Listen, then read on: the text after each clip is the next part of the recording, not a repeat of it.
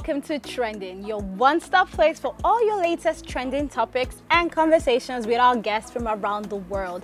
I am your host, Kim Opera, and today we have an amazing lineup for you that you definitely don't want to miss. So sit back, relax, and stay tuned because we'll be right back after this break. Welcome back. You're still watching Trending, brought to you by Airtel. Today in the studio we have award-winning medical doctor, content creator, and lifestyle expert, the one and only Dr. Egemba Chinonso, aka Akproko Doctor. Thank you for having me. Please, I'm not a nosy body kind of person. You are, but you are.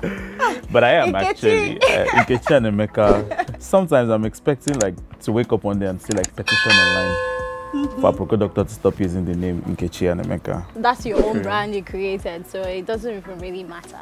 True. So, Akproko Doctor, can you tell us how a doctor like you ended up, streaming the line of, social media content creation, talking about health tips and whatnot? So I'd always wanted to be on big screens, right? I wanted to share the message, educate people about their health. When I was in 400 level in medical school, I actually auditioned for a radio station twice. Wow. Twice they told me we'll get back to you. Of course you know what that means in Nigerian lingua.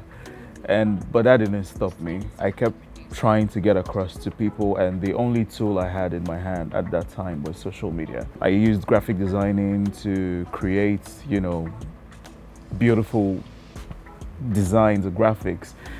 But it seems like no one was paying attention until I started telling stories on Twitter, and it just kicked off, and it was like, oh, people love stories. And we decided to use stories to educate people better about their health. Oh, that's wonderful. If I remember, there was an interview you spoke about concerning your 400 level and how you actually something about someone having a stroke. Yes.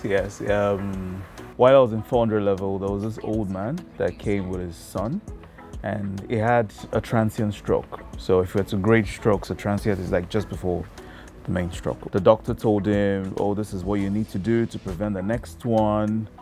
I had forgotten everything about him until my final year, where I was preparing for my final exams, and we wanted to practice on some patients. Yes. And I got into the ward, and here was this man again with another stroke.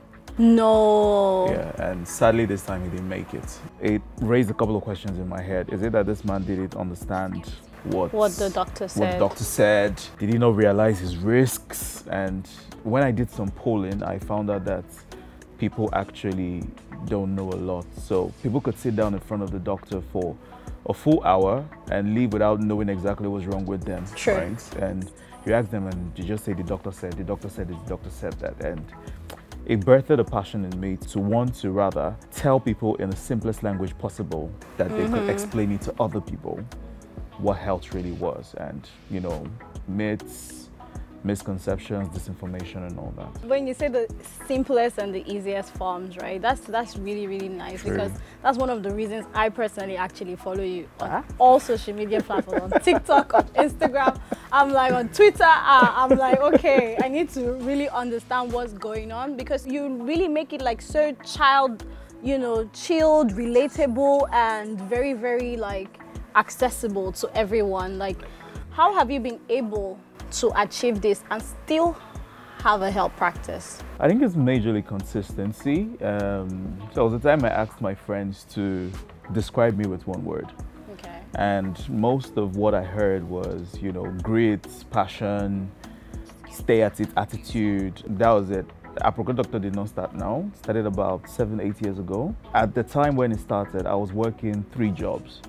So I was working at the hospital in Solo, I was working at another one at Festac, and on the weekends I'll work on the island. And despite having these 3 jobs, busy schedule. Exactly. I still found the time to make videos. Yeah, it's your passion. So I was just passionate about it. Yes. I didn't want to give up. I just continued doing it. And I think what drove me was the fact that I could literally see what I was doing, helping the lives of people out there. So how did the name Akproko Doctor come about? The first thing that comes to my head when I hear Akproko Doctor is before you even tell me about what's wrong with you, I'm going to tell you about what's wrong with you and tell you what you need to do to actually fix it.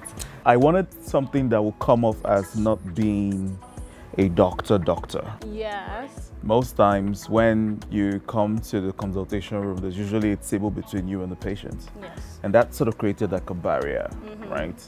I wanted something that sounded friendly. I wanted something that was very relatable. I wanted something that would also catch people's attention. I can't really say, oh, it happened at this exact moment where I was, washing plates and all of a sudden the name struck. No, I just can't remember exactly, but I just know that Akproko Doctor struck. The doctor who puts his mouth in health business this time. Yeah. How has the reception been for you? Because I mean, way before TikTok came about, right? It was very limited to see like content creation in the doctor or the health space. So you starting out before like this whole era of TikTok, now you have like a lot of TikTok doctors and nutritionists and everything coming up. Like how was it for you, like paving a way for yourself? It was hard. It was really hard. First of all, I faced opposition from fellow doctors. I think that at that point they did not understand what I was trying to do. And I came off as very simple. I tried not to sound very intelligent. Sometimes, I'm sure some people watching this right now would say, this is not how it sounds online. Yes. I deliberately make grammatical errors just so I'm relatable to the average person. I got backlash, sometimes, why is he oversimplifying things? That is, the noble profession. And that paved the way for other people to even attack me too. I think there was a time a very top Nollywood actress even came at me at some point, I sounded very condescending, very offstandish, and I was like, this is actually what I'm trying to do. I'm trying to speak the Nigerian language to be able to get to people. And I think I just moved beyond that and just continued, but because like I said, I was passionate about what I was trying to do. I knew what I was trying to do was worth it, and so I just continued. But it was hard in the beginning. Now it's a lot easier, the communities everywhere. I think there are over like 6 million people combined. And now it's beautiful, but then I really had to motivate myself a lot. That's really sad to hear that your fellow doctor. I mean, but I can totally understand, because to them it's like you're playing down the practice. Exactly. So why are you doing you this? Went to school for how many years to come and be doing kitchen and make a camera? But they don't understand. It's evidence. It is. But how do you create that time between your practice and content creation? First of all, I don't do it alone. Content creation is hard. I mean, tell me about it. Exactly. I work with a team. I actually chose people who believe in what I do. My videographer, Eniola, Tevi, managers like FL, content developers like, NEC and the rest of them. And they kind of make my job easy. So what I just do is I come sit in front of the camera and say what I need to say, and the rest just goes on in the background. So like talking about creating like a whole, team to work on this or to echo your projects, right? What advice do you have for aspiring doctors that want to go into content creation? I think just make sure that you have something real that's chasing you or that's propelling you to do what you do, because it's almost never easy, especially in this world where we kind of gauge our success by the numbers. So we tend to think that a post is successful if it goes viral. Yes. Not entirely true. Sometimes your post is meant to go to who needs it at that particular time. And that's what matters. If it's just one person, if it's 2 people, if it's 3 people, that's fine. Number 2, be consistent. Number 3, accept that sometimes you may be genuinely wrong. It may come by other professionals, telling you that there's probably new research that has displaced what you've just said, and you should be humble enough to go back to your old content and make a review and say, okay, this was wrong, and this is what's correct now. So there's some level of humility. Don't just assume, because I'm a doctor, everything I say is correct and, true. Just be consistent. Yeah, for me, that's it. For me, that's it. So we're going to digress a little from talking about, profession and all of that. Thank God I didn't wear a tie. I would have removed it. You removed it, right? So you recently went public concerning a health condition that you had, which was your brain tumor, and undergoing surgery and all of that. How was that process for you? Like, what lessons did it teach you? What exactly happened? I think the first thing I learned is that you can't do life alone. There is nothing like a one-man army. At some point, you're going to need other people. I am very grateful that at that point in my life, the people who actually stood by me stood by me. You know, it was a difficult time because initially I did not know it was a brain tumor. I just know I was driving one day and it felt like my left eye was bad. I thought it was maybe my glasses. I just took it off, wiped it, put it back on, but it still felt the same. And I went back home and I told my wife, I said, I think something is wrong with my left eye. And she said, no, it's fine, you're fine. I just forgot about it. And the next day I was supposed to go for a meeting and it felt the same way. You know, sometimes you can be too busy that you can't sit down and count the birds. Yeah. But I had some time by myself where I was able to, okay, let me check what's actually wrong with this eye. And I sat back and I closed the right eye and I was shocked because the left eye was basically blind. I couldn't see stuff out of it. And it was a very scary moment because the first thing that occurred to me was, okay, it's glaucoma, right? It didn't occur, it was a tumor. I just said, okay, it's glaucoma. And by the way, glaucoma is, you know, increased pressure in the eye that could damage the optic nerve. I quickly finished what I was doing with the event I went to and went to see my eye doctor. And when I saw the eye doctor, she said, your eye pressure is fine. And I laughed. I said, okay, check my retina. She checked my retina. I was like, it's fine also. By that time, my wife was with me, and the moment she checked my retina and checked my eye pressure and said that they were fine, I think there's a tumor in my head. Of course, we all know the Nigerian reaction to that is God forbid, can never happen. And I said, so it's not a God forbid matter. From what I know, if it's not this or this, it's this. And so I went to go do an MRI. And when I went to the MRI, they said there's a mass in your head, but we most likely think it's an aneurysm. So an aneurysm is basically a swelling of a blood vessel. But this time, it was happening in my head. So I thought it was that. One of the things that could make it rupture or burst, which could, you know, tip you over to the other side immediately was, you know, increased blood pressure or you're trying to strain or something. And I remember going through that phase of, why me? Because before now, I was hypertensive because of, you know, the entire stress being a doctor, exposing myself to wrong diets and all that. And I felt it was that period that, you know, led to this. And I think I had like an emotional moment. I, you know, started crying in my car. While I was crying, I could feel the pressure in my head increase, and somebody just said, you know what, guy, just stop crying. Suck it up so that you don't bust the vessel in your head. And it was weekend, and the next Monday, I drove myself. My wife actually drove me to the hospital, and I said, you know, just there's a tumor somewhere. Let me know what's up. And we checked it and said, okay, we don't think it's an aneurysm. And I think one of the reasons was I tend to overthink things a lot. And so I did not genuinely look at the results to analyze what was going wrong. I just saw the mass somewhere and I just closed it. And because the more I overthink, the more I think worst case scenario. That's just the kind of person I am. And I couldn't wait for the bad news to come until, you know, they said, okay, it's a tumor in your head. And when they said it was a tumor in your head, the next question now becomes, is it benign or is it cancerous? Can it spread to other places or is it just localized in that place? And luckily it was benign. So we needed to take it out. And we took it out on the 18th of December, if I'm not mistaken. When they took it out, that was another process of recovery. My speech center was affected in some way, so I couldn't remember words. I couldn't even say plants or, you know, vase. It was hard. I knew it was a plant vase, but just my mouth couldn't. And so it was frustrating communicating with other people. Like I said, I was so lucky that the people who were close to me at that particular point in time understood. Even though I was being an ass to quite a number of people, they understood.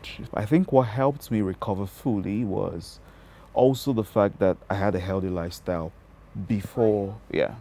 So my recovery was speedy. In weeks, I was already on my feet. I was back to the gym, and so I was like, no, go home, go and rest. I'm like, no, I can lift it, so why wait? And I'm here now. So are there any myths about social media when it comes to medical myths that you wish people would stop believing? There are quite a number of myths. The Yeah. first is shisha is not harmful. I'm sorry, but I have to break that table right now. Shisha is basically tobacco, right? Cigarettes, just prepared differently. And the fact that you're having banana flavored shisha or Oh my pineapple God. flavored shisha doesn't make you healthy. As a matter of fact, one shisha session that lasts for about an hour has been estimated to be about 100, 150 cigarettes. Yeah. So that's you sitting down in one session and taking everything. So, so both you, the shisha smoker, the person who is around the shisha smoke, are exposed to risks. Another one is, you know, if you tie a belt around your waist, you're going to lose belly fat. Oh my God, I know you've been hammering about this one on social media for such a long time. And I'll continue doing They it say there's one until it belt. sinks in.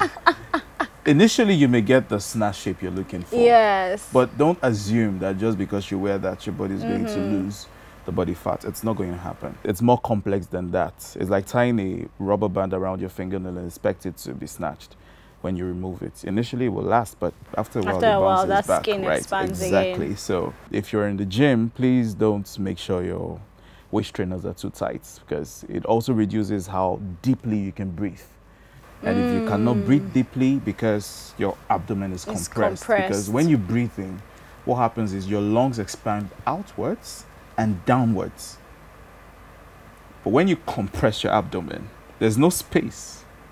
Yeah, I can see you're Like being shots triggered. fired. Yeah. there, there is no space for it to move downward.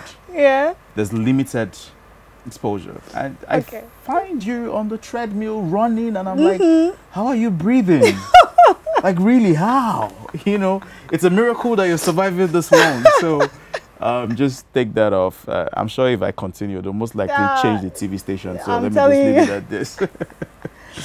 Thank you so much for such a wonderful interview. I truly, truly wish I would have had your wife here with you, because I really, really want to understand how she was able to like cope with everything and support you, and just like, because at the end of the day, you kind of still needed like positivity around you sure. and boost. And, because I know you spoke about, you know, how like being there and whatnot, like. Baby, you deserve the whole garden. You know, Aww. it's she actually took a lot from me. Because you were frustrated. Exactly. I was Yeah. frustrated. Frustrated people frustrate other people. Exactly. And she was the closest to me at that point, and she didn't let it get in the way of taking care of me. Yeah, it was hard, but I respect it. And when I, you know, started to become more positive about life, and because one of the things that frustrated me about the period, I've always been somebody who is self-reliant. Yeah. And having to go through a period where people had to do things for you. At some point, I couldn't take my bath myself. If you're a man in this side of the world, you probably will understand how Exactly. that is. But she stood by me. She was there. Didn't break a sweat. Didn't let her smile dampen. She was basically that ray of hope and light there. Yeah. Marry right, so marry right, because Very important. very important. Some people will leave you. And like it happens every other day. I'm sure some people will be like, I don't like this negative energy around me. I'm just, It's you too know, much for me to it's- handle. Well, I'm so happy for you, and we're so thankful that you're back on your feet and doing the Lord's work. All right, guys, I hope you enjoyed this amazing interview with Akproko Doctor. We're going to go on a short break, and we'll be right back. And that's a wrap for today's episode, guys. I hope you had an amazing time with Akproko and I today with his lovely interview. Don't forget to follow us on all social media platforms. On Instagram, it's at official HIPTV. On Twitter and YouTube, it's at HIPTV. Till we see you again next time, my name is Tumor, and don't forget to keep it moving.